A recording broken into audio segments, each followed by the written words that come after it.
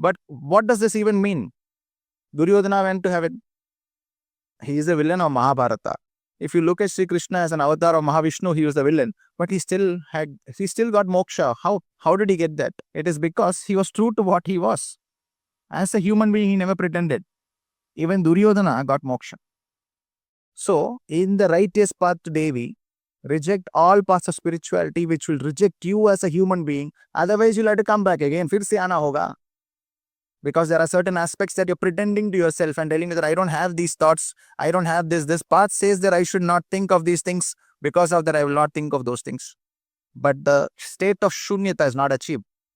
Maa Kaali, again, at the risk of going to her, Shunya Nivasini. What is Shunya? State of zero.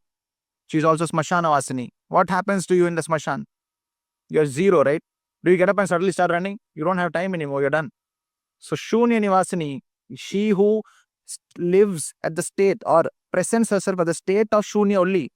So when you pretend that you have 10 different desires and you pretend that you have done with that because the path you decided to align yourself to says that you cannot have those feelings, what happens? For her, she has a lot of time.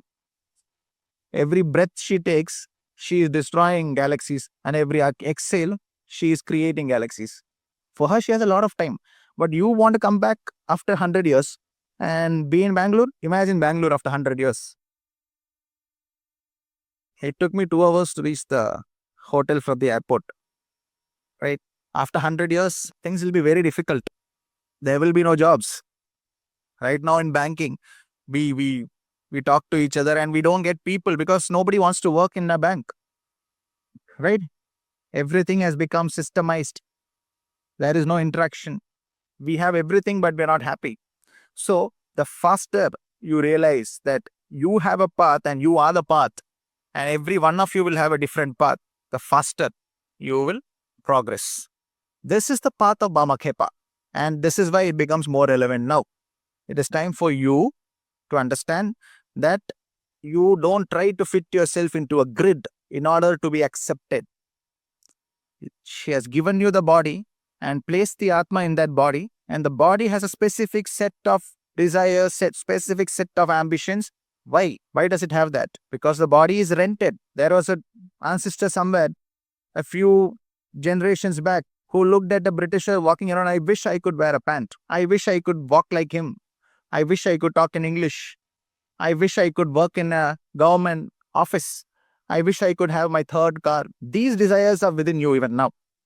And you must absolutely attain the state of shunyata with these desires. Until then, you are bound to repeat in the same bloodline. How many of you would like to be born as your own grandkids in the same bloodline? No. She is very clear. Anybody who says that I want to be born as my own grandson in the same bloodline, so you have cleaned your bloodline. Only 5 or 10 people.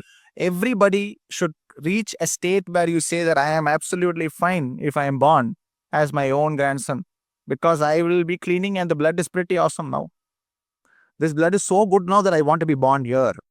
This is your job over here. You need to clean your bloodline to such an extent and give moksha to your pitrus to such an extent that you should be happy if you are given the opportunity to be born here again. I asked my own mother. She is very happy with her grandson. I told her, what if you're born as his son? Oh no. She said that. So that means she's rejecting her own bloodline. So till you reject your own bloodline, you are bound to serve it. This is a simple niyama. Your body is rented. You don't own it. The Atma is placed into that body and you're meant to give moksha to that bloodline, and then you get the higher states of realization, higher bloodlines, and then finally higher realms. So will this happen if you continuously place yourself into a grid which is rejecting you as a person? How likely is it that you'll go higher? How likely? I can't hear you actually. Less likely, because she will continuously place you into because for it is nothing. 125 years is like probably not even, how do I even describe? I don't have wordings to take it that low. For her, 125 years is nothing. She's expanding the universe at 74 kilometers per second. So what is 125 years? Nothing, right? So the faster you realize that it is your job here in this rented body to give it moksha. and then rise higher, which means now you have a very clean path in front of you. You just look at these 10 things. These are my desires, and this are my ambitions. This is my ultimate path that I want to go to higher states of realization. There is no magic mantra or ritual that is going to get this done for you. That is why there was something called a Kurukshetra war. You get down and clean the bloodline. Every bit of desire is a clue about your next birth. You will be birthed into, it will not be the exact bloodline, but a perfect bloodline which will help you to progress in that desire.